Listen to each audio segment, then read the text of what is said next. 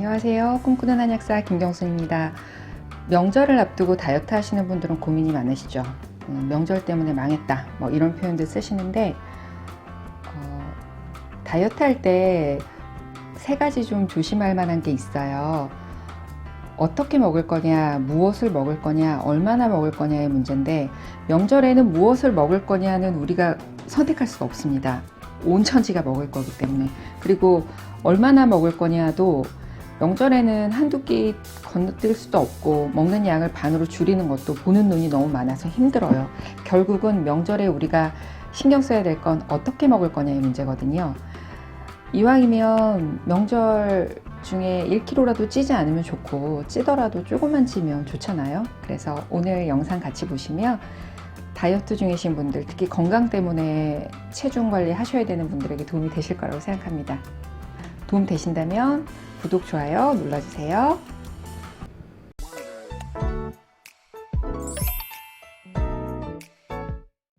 우선 명절에는 살이 찔 수 있음을 겸허히 받아들이셔야 됩니다.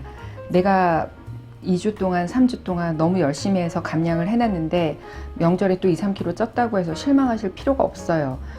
명절이나 휴가 때는 어차피 살이 찔 수밖에 없으니까 인정하시고, 대신 더 많이 찌지 않게 내가 관리했다의 목표를 두고 가신다면 괜찮으실 겁니다. 다이어트 이거만 하고 끝날 거 아니잖아요. 그러면 우선 진행할게요. 먹는 순서를 우리가 어떻게 먹을 거냐 신경 쓰기로 했잖아요. 먹는 순서가 중요한데, 뷔페에 갈 때도 마찬가지고 인슐린 분비가 되도록이면 조금씩 나오도록 하는 게 좋아요. 그러다 보니까 식이섬유가 많은 과일이나 채소 먼저 드시고, 나물, 채소, 과일 이렇게 드시고, 그 다음에 단백질, 고기 드시고, 그 다음에 탄수화물 가시는 게 제일 좋죠. 그러니까 이제 한국 사람들은 상이 차려지만 밥부터 우선 뜨고 다른 걸 먹잖아요. 근데 사이드나 고기 같은 거, 나물 같은 거 드신 다음에 밥을 드시면 포만감이 더 오래 유지되기 때문에 식사하시는 데 도움 되실 거예요.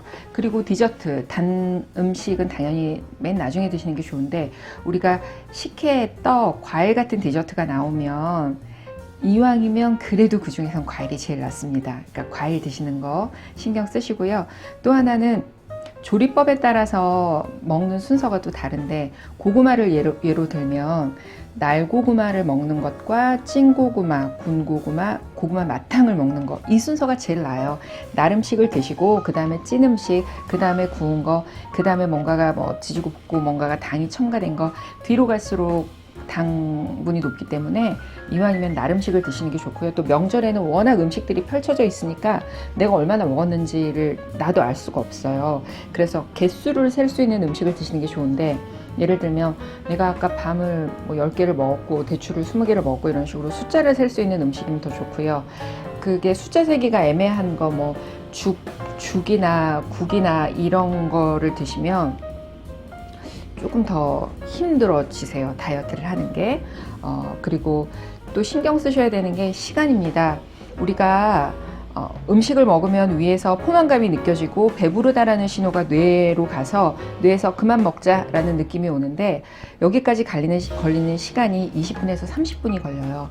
그러니까 평소에 음식을 빨리 드시는 분들은 음식이 너무 많이 펼쳐져 있으면 내 양 조절을 못하고 너무 많이 드실 수 있는 거죠. 음식 빨리 먹기 대회가 가능한 이유가, 우리 막 5분 안에 먹고 10분 안에 먹고 하잖아요. 평소에 햄버거를 7개 먹을 수 없는 사람인데 햄버거를 7개 먹는 거예요. 체구가 조그만 여자분들도.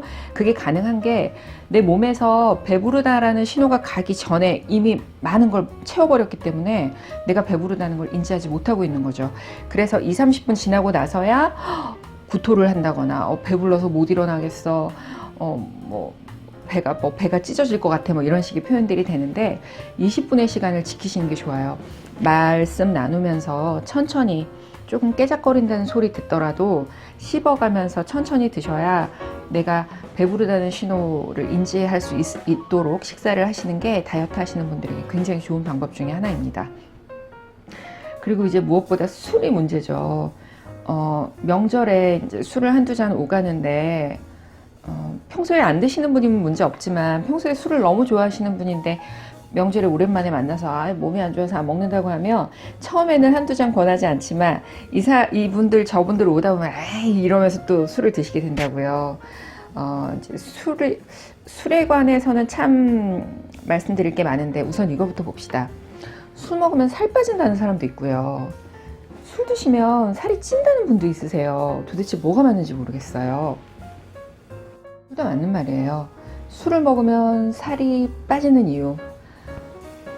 술 마시면 이뇨작용이 있잖아요. 화장실에 자주 가서 수분이 많이 빠져나오니까 그 빠진 수분만큼 살이 빠져요. 그 다음날 보면. 근데 이 수분은 24시간 안에 바로 채워집니다. 왜냐면 우리가 알코올을 해독하느라고 아세트알데히드 때문에 머리가 아프거든요. 술 마시면 좀 머리 아프고 목이 마르잖아요. 물을 마셔야 그 알코올 대사가 되니까 빠져나간 물만큼 또 물을 마시게 되는 겁니다. 또 하나는 술을 마시게 되면 보통은 음식을 먹었을 때와 술을 마셨을 때 대사가 다른데 술을 마시면 음식을 먹으면 이게 위에 가서 또 저작작용이 일어나고 또 간에서 담즙 분비돼가지고 소장과 대장 거쳐서 소화가 되는데 술은 바로 간으로 갑니다. 왜냐하면 우리 몸이 술과 음식이 들어왔을 때 인지하는 게 술은 독성물질이라고 인지를 하기 때문에 바로 간에서 대사를 일으키거든요. 간에서 대사를 할 때 글리코겐이라는 비상식량, 간에서는 비상식량이 있어요. 정말 말 그대로 비상시에 쓰려고 영양분을 모아놓은 겁니다. 그 비상식량 글리코겐을 이용해서 알코올 대사를 하는데 그 글리코겐의 70%가 수분으로 되어 있어요.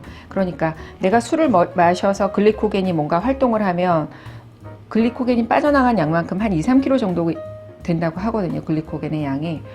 그 글리코겐이 빠져나간 만큼 살이 빠지는 것처럼 느껴집니다.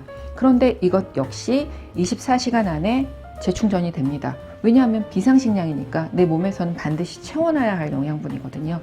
그러면 내가 술 마셔서 이뇨작용하고 간에서 글리코겐 빠져나간 것 때문에 몇 킬로 빠져나가는구나. 그럼 살 빠지는 거 아니야? 싶은데 또 살이 찝니다. 배는 쪄요. 이게 뭐냐면 술 자체가 살을 찌게 하는 게 아니고 술을 마시면서 우리가 안주를 먹잖아요. 음식과 술이 들어왔을 때 술을 대사를 먼저 한다고 했잖아요. 얘가 독성 물질이니까. 그러면 음식들은 대사가 어떻게 되냐면 우선 얘가 독성 물질부터 하는 게 급하니까 음식 너네는 잠깐 기다려 하면서 체지방으로 저장을 시켜 놓습니다. 그러다 보니까 술을 마시면 이렇게 배 둘레가 특히 지방으로 많이 쌓이게 되죠. 그래서 술 마실 때 먹는 안주 때문에 지방이 채워지는 겁니다. 그리고 또 하나는 술 마시면서 배고프다는 느낌 가져본 적 있으세요? 술을 먹고 있는데 배가 고프고 그리고 술 마신 다음 날은 또 유난히 허기져요. 그게 글리코겐이 빠져나가는데 간에 대사하느라고 그 글리코겐이 당이거든요. 그러니까 우리 몸에서 알코올성 저혈당이라고 해서 술은 먹고 있지만 혈당이 떨어지는 겁니다. 그래서 배고프다는 게 느껴져요. 그러니까 음식을 먹게 되고 또 하나는 술이 취해버리면 취할 만큼 먹게 되면 안주도 내가 상상할 수 없을 만큼 많이 먹게 돼요. 과식 폭식을 하는데 이제는 배고프다는 차원이 아니고요. 내가 이렇게 난 밥도 잘 못 먹는 사람인데 지금 술을 얼마나 먹고 안주를 얼마나 먹었는지 모르겠어 쉽게 먹는데 취하게 되면 위에서 배부르다는 신호가 뇌로 가는 그 과정이 마취가 됩니다. 딱 얼음이 되는 거예요. 그래서 신호가 가지 않으니까 배부르다는 신호를 내가 느끼질 못해서 계속 먹게 되는 거예요. 포만감을 느끼게 하는 그 작동 시스템이 고장이 나는 거죠. 그래서 술 마실 때 먹는 안주 때문에 지방 쌓이고 또 그 글리코겐 분해되면서 알코올성 저혈당 때문에 배고파지고 또 술이 취하니까 배부르다는 신호가 또 고장 나갖고 더 많이 먹게 되고 그렇다면 술 마실 때 안주를 안 먹으면 되는 거 아니야? 당연히 몸에 치명적으로 안 좋죠. 술 마셔서 살 빠졌다는 것도 말이 되는 거고 술 마셔서 살이 쪘다는 것도 말이 되는 겁니다. 하지만 술 마셔서 빠지는 그 체중은 수분값일 뿐이고 술 마셔서 찌는 살은 다 지방이기 때문에 당연히 술이 다이어트하고는 좋지 않은 거는 맞는 말인데요. 그렇다고 해서 좋은 날 좋은 사람 만나서 술을 한두 잔 하는데 아예 안 마실 수도 없는 거잖아요. 그래서 좋은 방법은 알코올 도수가 낮은 술을 마시면 좋은데, 알코올 도수 낮은 술은 맥주, 와인, 막걸리 이런 것들이잖아요. 근데 얘네들은 다 곡물이나 과일로 만들었기 때문에 그 자체가 당분이 있고, 또 뭐 막걸리 같은 걸 만드는 과정에서 또 당이 많이 들어갑니다. 그러니까 막걸리 몇 잔 먹다 보면 밥 안 먹어도 될 만큼 배부를 정도잖아요. 그래서 실은 다이어트에는 알코올 도수가 낮은 술보다 차라리 알코올 도수가 높은 증류수를 스트레이트나 언더락으로 드시는 게 더 좋고요.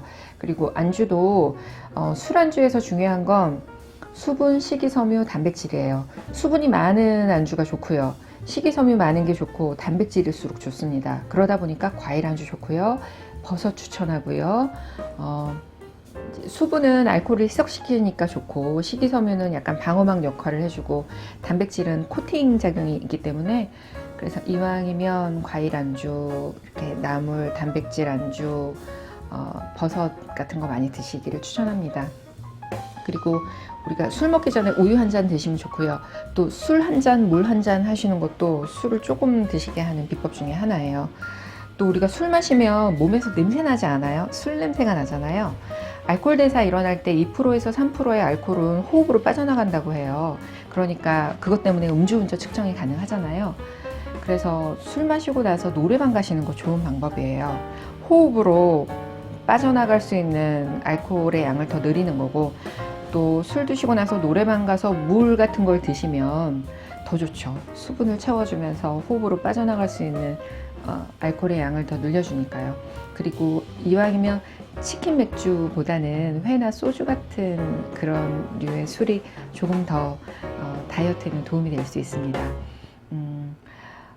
안 마시면 좋겠지만 그래도 어쩔 수 없다면 우리가 삶을 즐기는 것도 필요하니까 조금은 더 현명한 술자리 되시고 현명한 명절 보내시길 바라고요. 저도 더 도움되는 정보로 함께 하겠습니다. 고맙습니다.